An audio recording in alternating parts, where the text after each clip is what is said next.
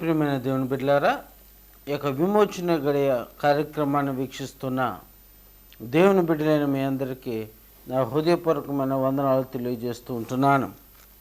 మరొకసారి దేవుని యొక్క సువార్తమానమును మీతో పంచుకోవటానికి దేవుడు చూపించిన అత్యధికమైన తన కృపను బట్టి దేవాతి దేవునికి కృతజ్ఞతాస్తుతులు స్తోత్రాలు చెల్లిస్తూ ఉంటున్నాను. కొద్ది నిమిషాలు దేవుని యొక్క వాక్యాన్ని ధ్యానం చేద్దాం. బైబిల్ ఉండేవారందరూ కూడా బైబిల్ తెరిచి దేవుని యొక్క వాక్యాన్ని చూడవలసిందిగా ప్రభు పేరిట మీకు మనవి చేస్తూ ఉంటున్నాను. పరిశుద్ధ గ్రంథమైన బైబిల్ నుంచి ఇర్మియా గ్రంథము 1వ అధ్యాయము 4-5 వచనాలు ధ్యానం చేద్దాం. యెహోవా వాక్కు నాకు ప్రత్యక్షమై ఇలాగూ సెలవిచ్చెను. గర్భంలో నేను నిన్ను రూపింపక మునిపే నేను ఎరిగితిని, నీవు గర్భం నుండి బయలుపడక మునిపే నేను నిన్ను ప్రతిష్ఠించితిని, జనములకు ప్రవక్తగా నేను నియమించితిని. ప్రార్థన చేసుకుందాం. మహాగణుడా, మహోన్నతుడా, నీకు వందనాలు, కృతజ్ఞతలయ్యా. నీ గ్రంథమందలి ఆశ్చర్యకరమైన మాటలు ధ్యానం చేస్తూ ఉంటున్నామయ్యా. మీరే మా అందరితో మాట్లాడండి. మా హృదయాలను యందు తండ్రి బలపరచమని, ఆత్మీయ జీవితంలో తండ్రి స్థిరమైన వారంగా మమ్మల్ని నడిపించమని యేసు నామములో ప్రార్థించి అడిగి వేడుకుంటున్నాము తండ్రి, ఆమేన్. దేవుని యొక్క వాక్కు బాలుడైన ఇర్మియాకు ప్రత్యక్షమే ఇలాగూ సెలవిచ్చును అని రాయబడి ఉంటుంది. ఏమని ఆయన ఇక్కడ మాట్లాడుతూ ఉన్నాడు మనం ఒకసారి గమనించినప్పుడు, గర్భంలో నేను నిన్ను రూపింపక మునిపే నిన్ను ఎరిగితిని అని అంటున్నాడు ఆయన.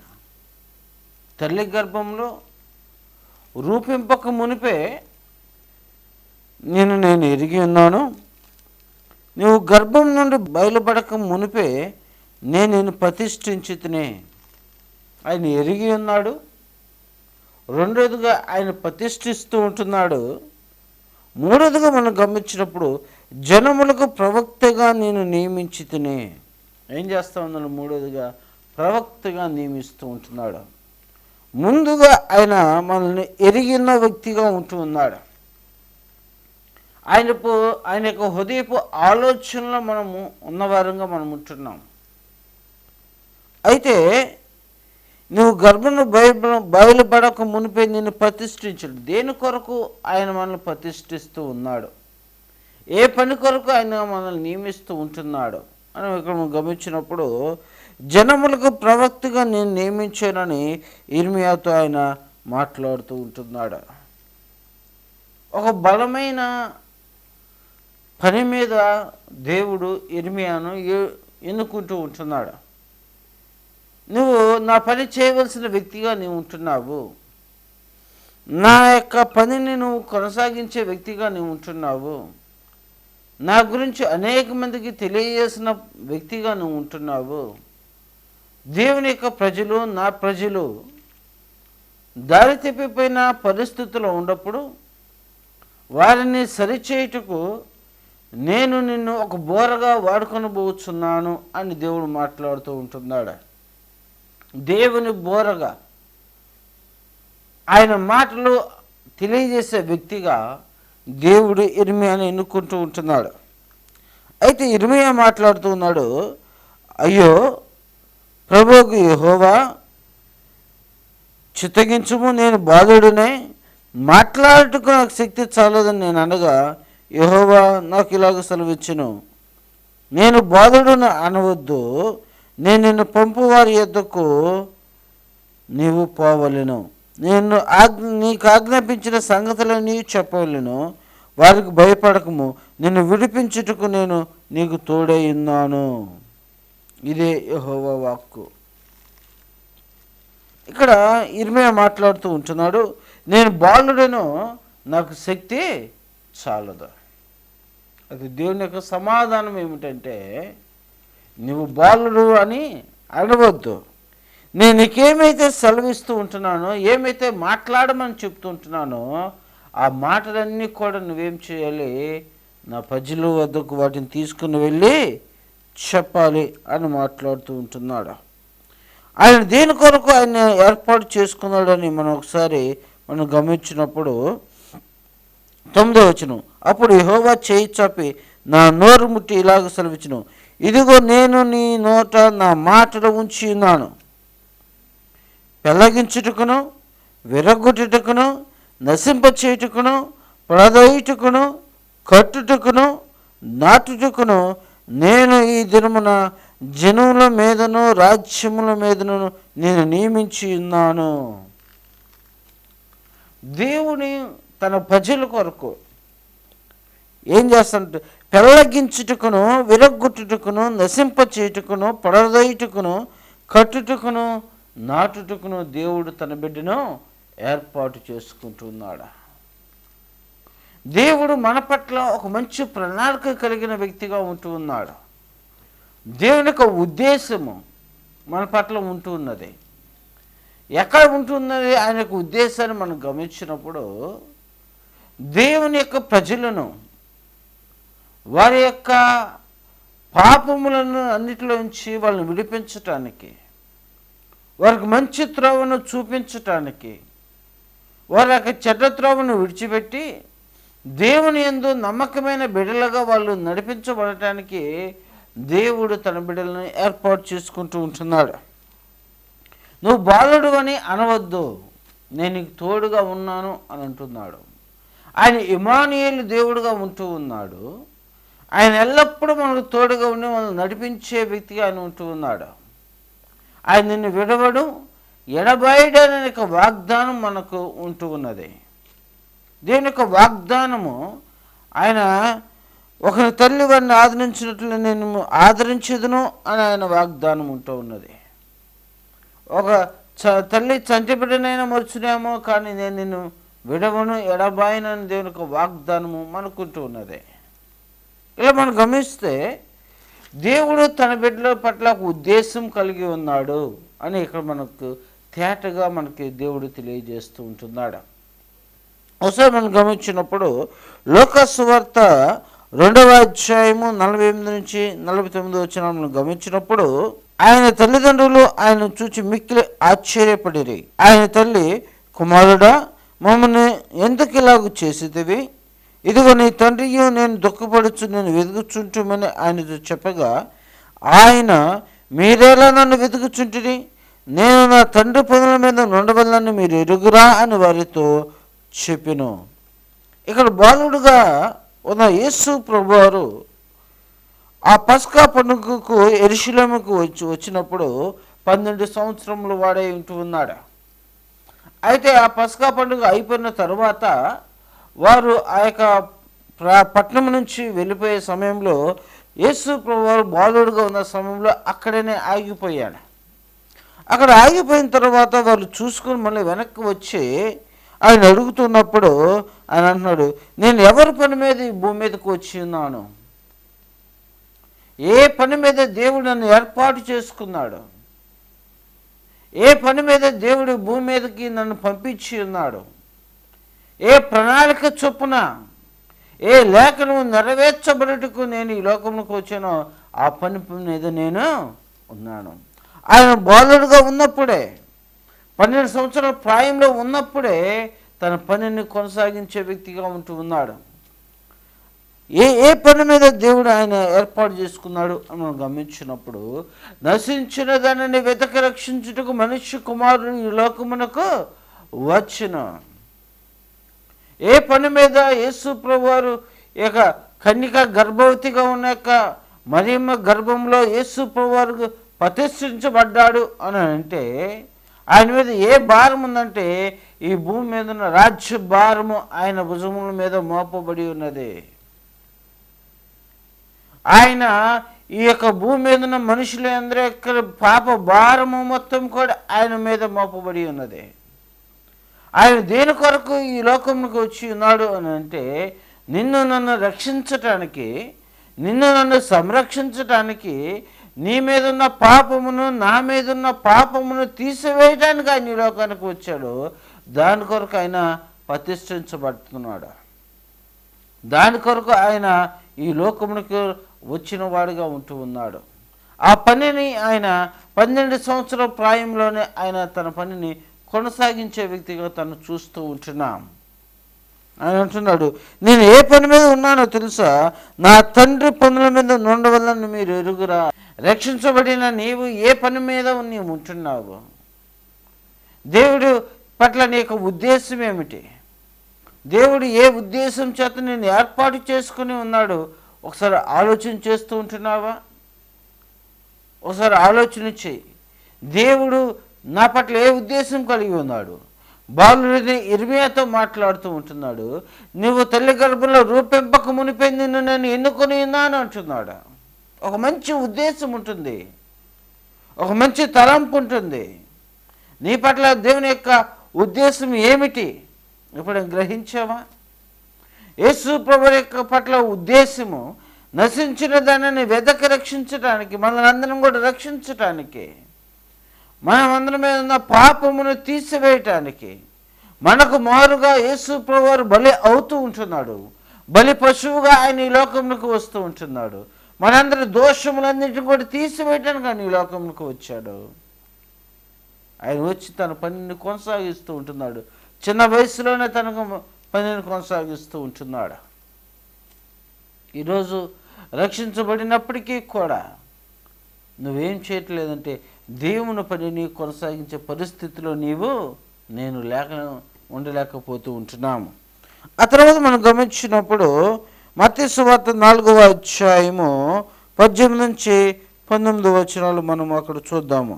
యేసు గలిలయ సముద్ర తీరమున నడుచుచుండగా పేతురు అనబడిన సీమోను, అతని సహోదరుడైన ఆంద్రయ్య అను ఇద్దరు సహోదరులు సముద్రంలో వల వేయుట చూచెను. వారు జాలర్లు. ఆయన, నా వెంబడి రండి, నేను మిమ్మల్ని మనుషులను బట్టి జాలర్లుగా చేతులను వారితో చెప్పిన. వెంటనే వారు తమ వలలు విడిచిపెట్టి ఆయనను వెంబడించిరి. ముందుగా ఆయన సమాజ మందిరంలో కూర్చొని ఏం చేస్తూ ఉన్నాడంటే, వాళ్ళు అనేక రకాలైన ప్రశ్నలు వాళ్ళని అడుగుతూ ఉంటున్నాడు, వాటికి జవాబులు చెబుతూ ఉంటున్నాడు. వాళ్ళు యేసు ప్రభువు యొక్క జ్ఞానమును చూచి వారు మిక్కిలి ఆశ్చర్యపడుతూ ఉంటున్నాడు. తండ్రి దేవుడు మాట్లాడుతూ ఉన్నాడు, నీకు జ్ఞానము కొదువై ఉన్న ఎడల నన్ను అడుగుము, అది నీకు నేను ఇస్తాను. ఈ లోక జ్ఞానము వెర్రితనము, కానీ దేవుడు ఇచ్చే జ్ఞానము పరిశుద్ధమైనది, పరిపూర్ణమైనది, పవిత్రమైనది. అటు జ్ఞానము సంపాదించుకున్నట్టుకు మనము ప్రయాసపడాలి. యేసు ప్రభువు యొక్క జ్ఞానమును చూచినప్పుడు అక్కడ శాస్త్రులు కావచ్చు, పరిచయులు కావచ్చు, గొప్పవారు కావచ్చు, ఎవరైనా కావచ్చు, కానీ అటు ప్రజ్ఞను వారు చూచి వారు యేసు ప్రభువు వాళ్ళు అడుగుతున్న ప్రశ్నలను చూచి వారు విస్మయం పొందుతూ ఉంటున్నాడు. ఈ చిన్న పిల్లవాడికి ఎక్కడి నుంచి వచ్చింది జ్ఞానము? ఈ తెలివి ఎక్కడి నుంచి వచ్చిందంటే అది దేవుడిచ్చే జ్ఞానము. ఆ తర్వాత యేసు ప్రభువు యొక్క పరిచయం మనం గమనించినప్పుడు ఆయన పెరిగి పెద్దవాడైన తర్వాత, ఇంకనో పెద్దవాడైన తర్వాత, పరిపూర్ణమైన పరిచర్యలకు వచ్చిన తర్వాత ఆయన పరిచర్య ప్రారంభిస్తూ ఏం చేస్తూ ఉన్నాడంటే సముద్రంలో వల వేస్తున్న ఇద్దరు చూస్తూ ఉంటున్నారు. ఎవరు ఆమెను గమనించినప్పుడు పేతురు అనబడిన సీమోను, అతని సహోదరుని ఆంద్రయ్య అని ఇద్దరు సహోదరులు సముద్రంలో వల వేయట చూచెను. వారు జాలర్లు. వెంటనే వాళ్ళు పిలుస్తూ ఉంటున్నాడు, నా వెంబడి రండి, నేను మిమ్మల్ని మనుష్యులు పట్టి జాలరుగా చేస్తాను. తన పరిచర్యను ప్రారంభిస్తూ ఉంటున్నాడు. బాలుడుగా ఉన్నప్పుడు తన పరిచర్యను ఆయన కొనసాగించిన వ్యక్తిగా ఉన్నాడు.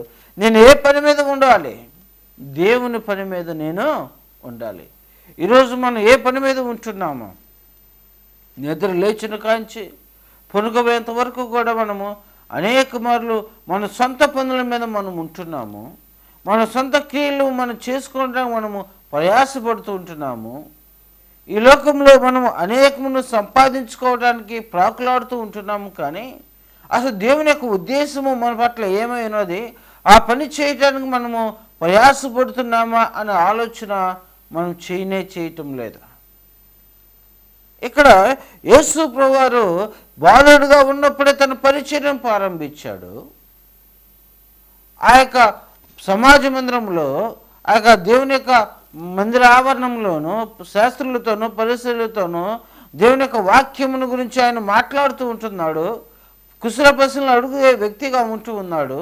వాళ్ళు అడుగుతున్న ప్రశ్నలకు జవాబులు చెప్పే వ్యక్తిగా తను ఉంటున్నాడు. తద్వారా దేవుని యొక్క సువార్తను ఆయన ప్రకటన చేయటం ప్రారంభిస్తూ ఉంటున్నాడు. అయితే ఆయన రక్షించబడిన తరువాత, బాప్తిసం తీసుకున్న తరువాత ఆయన సువార్త ప్రారంభిస్తూ అనేక మందిని తన శిష్యులుగా చేస్తూ ఉంటున్నాడు.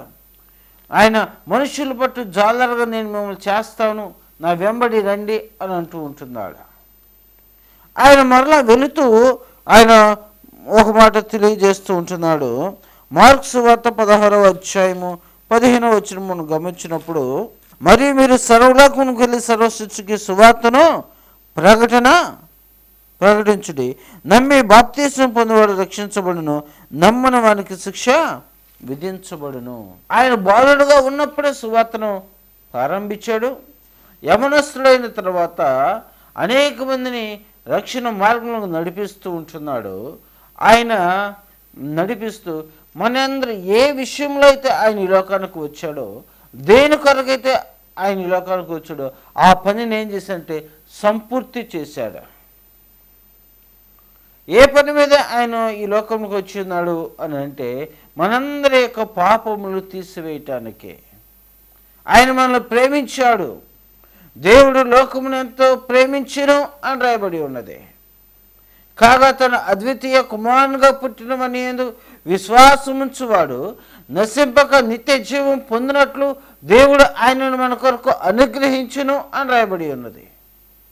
యేసు ప్రభువు ఎందుకు ఈ లోకములకు వచ్చినాడంటే మనము నశించి నరకానికి పోకుండా ఉండటానికి, పాతాళంలో యాతన పడకుండా ఉండటానికి. కారణం ఏంటంటే ఆయన మనల్ని ప్రేమించాడు. ఆయన మనల్ని ప్రేమించాడు కనుక మన ప్రేమింపబద్ధులమై మనం ఉంటున్నాము. మనందరి యొక్క దోషములను, మన మీద ఉన్న శాపమును, మన మీద ఉన్న ఈ యొక్క పాపం మొత్తాన్ని తీసివేయటానికి ఆయన మనకు బదులుగా ఆయన బలి అయిపోతూ ఉంటున్నాడు. ఎంత ప్రేమమయుడు! ఆయన ప్రేమమయుడై ఉంటున్నాడు. కరుణామయుడైన దేవుడిగా ఆయన ఉంటున్నాడు. అందుకే ఆయన అంటున్నాడు, తండ్రి వీరేమి చేయించున్నారో వీరు ఎరుగురు కనుక వీరిని క్షమించుము అని అంటున్నాడు. ఆయన జాలి చూపించే దేవుడిగా ఉంటున్నాడు మన పట్ల. ఎవడైతే యేసు ప్రభు వారిని సొంత రక్షకుడిగా అంగీకరిస్తారో వారి యొక్క పాపములన్నీ కూడా క్షమించబడుతూ ఉంటున్నాయి. అటు సువార్తను ప్రకటన చేయటానికి, అటు మంచి వార్తను ప్రకటన చేయటానికి యేసు ప్రభువారు తన శిష్యులతో మాట్లాడుతూ ఉంటున్నాడు. మీరు సర్వలోకమునకు వెళ్ళి సర్వ సృష్టికి సువార్తను ప్రకటన చేయుడే. మీరు వెళ్ళండి, సువార్తను ప్రకటన చేయండి. నమ్మి బాప్తిసం పొందినవాడు రక్షించబడును, నమ్మని వాడికి శిక్ష విధించబడును అని రాయబడి ఉంటుంది. నువ్వు యేసు ప్రభువుని కానీ నిజంగా అంగీకరించినట్లయితే, ఆయనతో నడిచిన వ్యక్తిగా నువ్వు ఉన్నట్లయితే నీ పాపములు క్షమించబడతాయి. నువ్వు నిత్య రాజ్యానికి వారసుడు అవుతావు. దేవునికి రాజ్యాన్ని సంపాదించుకుంటావు. నిత్యము ఆయనతో సహవాసం కలిగిన వ్యక్తిగా నీవు ఉంటావు. నీలో ఉన్నవాడు లోకంలో ఉన్నవానికంటే గొప్పవాడు, పరిశుద్ధుడు, ఏ పాపము లేని నిందారహితుడైన దేవుడు నీతో ఉండటానికి ఇష్టపడుతూ ఉంటున్నాడు. కాబట్టి ప్రియమైన దేవుని బిడ్డలారా, ఆయన వచ్చిన పనిని సంపూర్తి చేసిన వ్యక్తిగా ఉంటున్నాడు. ఆయన వెళ్తూ మన మీద కూడా ఒక పనిని ఆయన ఇస్తూ ఉంటున్నాడు.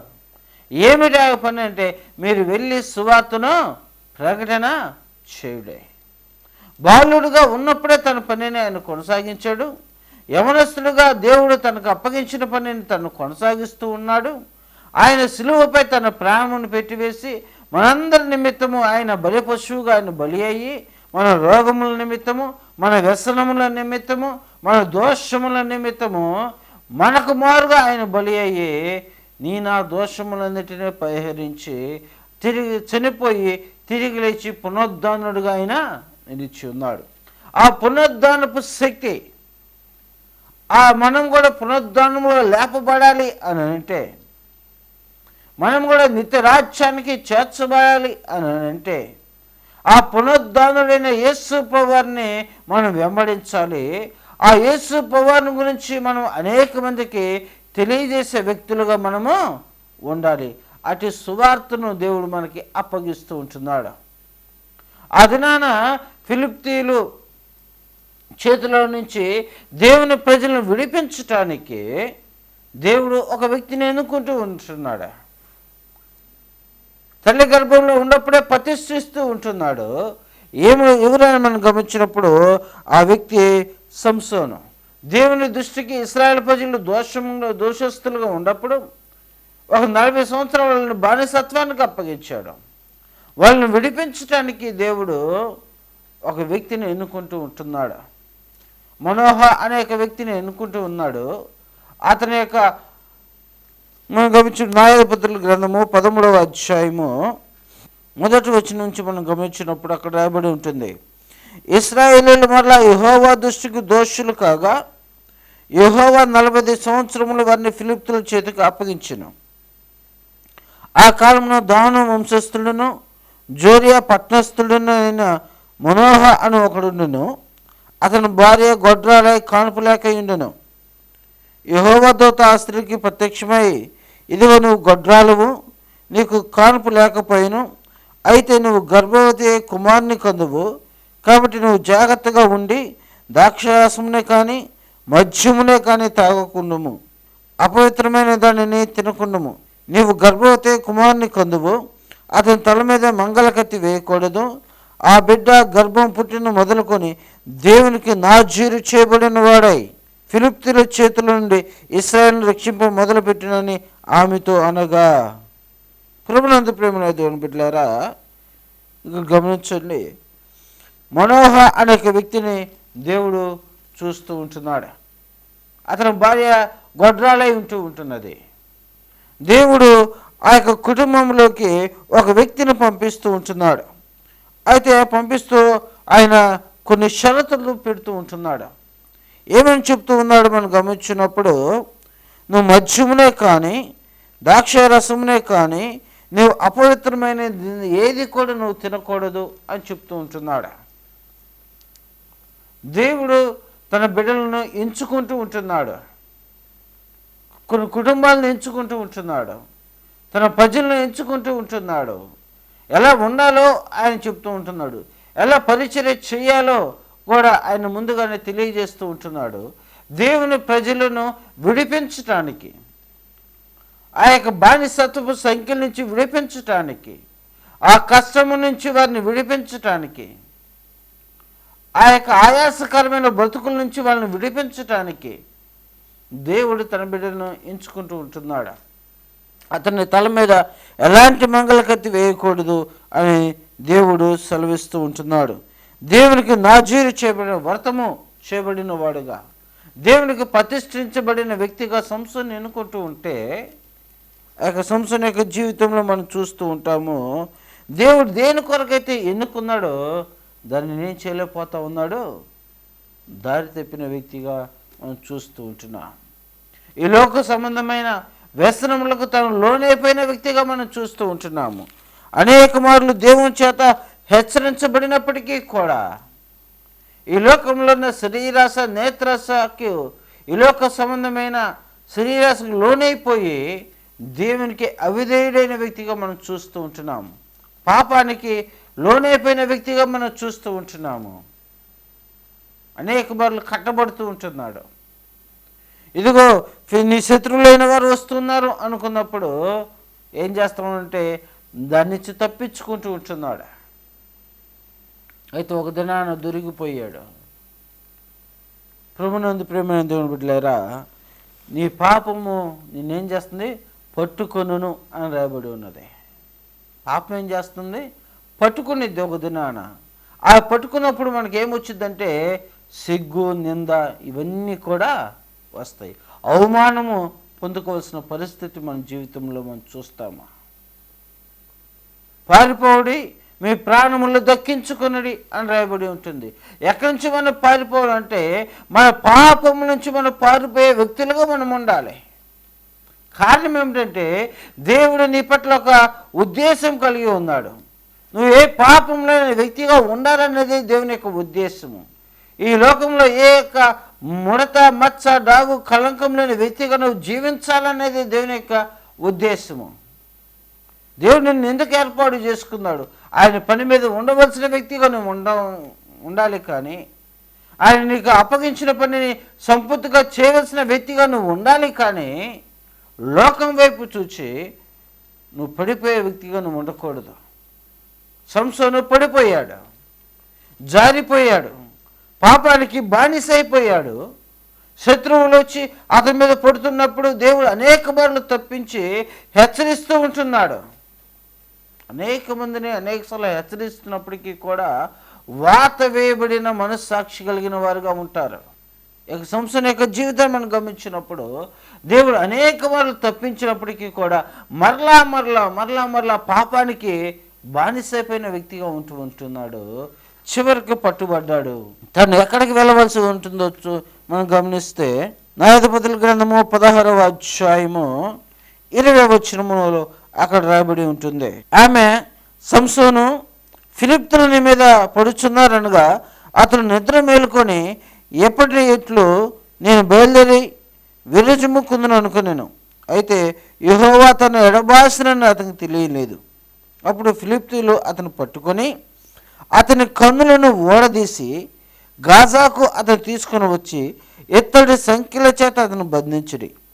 అతడు బందీ గృహంలో తిరగలి విసురువాడాయను. అయితే అతడు క్షౌరము చేయబడిన తరువాత అతను తల వెంట్రుకు తిరిగి మొలుచుటకు మొదలుపెట్టెను. శత్రువులు ఏం చేశారంటే ఆయన ఎక్కడైతే పాపానికి బానిసాడో ఆమెను ఏం చేస్తూ ఉండరు, వారు పట్టుకున్నారు. ఎట్టయినా సంసోను మా చేతికి అప్పగించాలి. బలవంతుడైన యొక్క సంసోను ఏమైపోయాడు? బలహీనుడైపోయాడు. దేవునితో మనం నడిపించినంత కాలము, దేవుడితో మనం ఉన్నంత కాలము, దేవుని యొక్క ఆత్మచేత మనము బలంగా నడిపించినంత కాలము మనము ఏ విషయంలో కూడా మనము పడిపోము.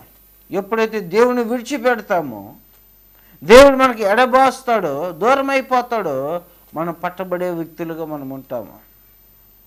దేవుడు తోడుగా ఉన్నంత కాలము సంసోను ఏం చేశాడంటే తప్పించుకుంటూ ఉంటున్నాడు. దేవుడు తోడుగా ఉండి నడిపిస్తూ ఉంటున్నాడు. ఎంత గద్దించినా ఆ గద్దింపుకు లొంగనవాడు మరి తిరుగు లేకుండా హఠాత్తుగా తన యొక్క ప్రాణమును పోగొట్టుకుంటాడు. ఎన్ని మార్లు గద్దించినా, ఎన్ని మార్లు హెచ్చరించినా తన జీవితాన్ని, తన ప్రవర్తన మార్చుకోకపోతే దేవుడిని ఎడబాస్తాడు. ఒక దినాన దేవుడు ఎడబాసాడు. అది తెలియలేదు సంసోనుకి. దేవుడు నాతోనే ఉండాలే, ఈ యొక్క సంఖ్యలు ఈ తాళ్ళు పెద్ద విషయాలు కాదు, తునాతునకలు చేసి నేను తప్పించుకుంటాను అనుకున్నాడు. కానీ దేవుడు విడిచిపెట్టిన సంగతి తాను గ్రహించలేకపోయాడు. శత్రువులు వచ్చి పట్టుకుంటూ ఉన్నాడు. ఒక దినాన బలవంతుడైన వాడు ఇప్పుడు ఏమయ్యంటే బలహీనుడైపోయాడు. ఒక దినాన దేవుని ఆత్మ చేత 300 నక్కలను పట్టుకొని వాటికి దివిటీలు కట్టి అక్కడ ఫిలిష్తీయుల పొలాల్లోకి వదిలిన వ్యక్తి. మరొక దినాన పచ్చి దవడ ఎముకను పట్టుకొని 1000 మందిని చంపిన వ్యక్తి. అంతటి బలమైన వాడు, దేవుని ఆత్మ చేత నింపబడిన వ్యక్తి సంఖ్యల చేత పట్టబడి వేష సాంగత్యానికి లోబడి దేవుని విడిచిపెట్టి పాపానికి బానిసైపోయి ఆఖరికి ఏం చేస్తూ ఉన్నట్టే సంఖ్యల చేత పట్టబడి తిరుగులు విసురుతూ ఉంటున్నాడు. కన్నులు తీసివేయబడ్డాయి. ఎలాంటి స్థితుల నుంచి ఎలాంటి స్థితిలోకి జారిపోయాడో ఒకసారి మనం ఆలోచన చేద్దాం. దేవుని చేత ఏర్పాటు చేయబడిన వ్యక్తి, దేవుని చేత ప్రతిష్ఠించబడిన వ్యక్తి, దేవుని ప్రజలను విడిపించుటకు వచ్చిన వ్యక్తి ఏం చేస్తూ ఉన్నాడు? పాపానికి బానిసై పట్టబడుతూ ఉంటున్నాడు. అనేక రకాల ఆపదలు మనకు వచ్చినప్పటికీ కూడా అనేక రకాల శ్రమలు మనకు వచ్చినప్పటికీ కూడా ఆ శ్రమలన్నింటిలో నుండి విడుదల కలిగజేసే దేవుడు మనకు ఉన్నాడని గుర్తెరిగి మనకంటే ముందుగా మన దేవుడు, మన రక్షకుడు, మన యొక్క విమోచకుడు ఆ శ్రమలన్నీ అనుభవించి మనకు నిత్యరాజ్యాన్ని, మోక్షరాజ్యాన్ని ఇవ్వటకు ఆయన బలి అయ్యి తిరిగి లేచాడని గుర్తెరిగి ఆయన వైపు చూస్తూ మన విశ్వాసయాత్ర కొనసాగిస్తూ అనేక మంది రక్షణ మార్గంలోకి నడిపించే వ్యక్తులుగా మనం ఉండాలని దేవుడి దినాన మనతో మాట్లాడుతూ ఉంటున్నాడు. ఒకసారి ఆలోచన చేయండి ప్రియ దేవుని బిడ్డ, ఈరోజు నువ్వు దేవుని పని కొరకు నువ్వు నిలబడి ఉన్నావా? దేవుని యొక్క సువార్త పని చేయడానికి ఇష్టపడుతూ ఉంటున్నావా? లేకుండా దేవునికి అవిధమైన జీవితాన్ని జీవిస్తూ దేవుని యొక్క పనిని నిర్లక్ష్యం చేసి ఈ లోకాన్ని వెంబడించే వ్యక్తిగా ఉంటున్నావా? ఒకసారి మనం పరిశీలన చేసుకుని దేవుని కొరకు మనం నిలబడదాం. అటు గొప్ప పరిశుద్ధాత్మ దేవుడు మనకందరికీ కలుగుజేయనుగాక. ఆమేన్. ప్రార్థన చేసుకుందాం. మహాగణుడా, మహోన్నతుడా, సర్వాధికారి అయిన దేవా, సర్వశక్తి సంపన్నుడా, నీకు వందనాలయ్యా. ఇప్పటివరకు మీరు మాతో మాట్లాడిన ప్రతి మాటను బట్టి ప్రభా నీకు వందనాలు. ఈ వాక్యము మా హృదయంలో నూరంతలుగా ఫలించడానికి నీ కృపను మీరు దయచేయమని దేవా, నీకు ఇష్టమైన బిడ్డలముగా అనేక మంది నీ రాజ్యమునకు వారసులుగా చేయుటకు, నీ సువార్త పనిలో ముందుకు వెళ్ళటానికే నీ కృపను దయచేయండి. ఈ లోకంలో వస్తున్న ప్రతి ఒక్క శోధన, ప్రతి ఒక్క శ్రమ, ప్రతి ఒక్క ఇరుకు, ఇబ్బందులన్నింటిలో నుంచి మీరు మాకు తోడుగా ఉండాలని ధైర్యం కలిగి తండ్రి ప్రభా, నీ చేపట్టి మేము నడుచుకునే వ్యక్తులుగా ఉండటకు కృప దయచేయమని దేవా, అనేక మందికి నీ రాజ్య సువార్తను తెలియచేయటకు మమ్మల్ని లేవనెత్తమని బలపరచమని యేసుక్రీస్తు నామములో ప్రార్థించి అడిగి పొందుకొని ఉంటున్నాము తండ్రి. ఆమేన్. అంతటి దేవుని నుండి ప్రభువైన యేసుక్రీస్తు నుండి పరిశుద్ధాత్మిక నిండు సహవాసము ఈ వాక్యం ఉంటున్న దేవుని బిడ్డలందరికీ వారి కుటుంబాలకును దేవుడు సదాకాలం తోడే ఉండి వారిని ఆశీర్వదించి దీవించునుగాక. ఆమేన్. అందరికీ వందనాలు.